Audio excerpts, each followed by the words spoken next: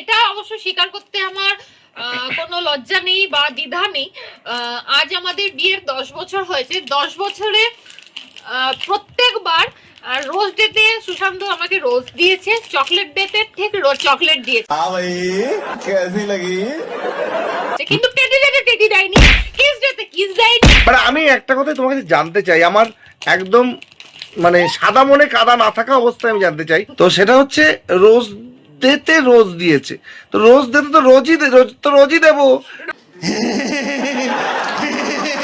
রোজ নয়, রোজ মানে এভরিডে। না না না, সেটা না, তুমি বললে আমাকে সুশান্ত রোজ দিতে রোজ দিয়েছে, তো রোজ তো দেবো, রোজই দেবো।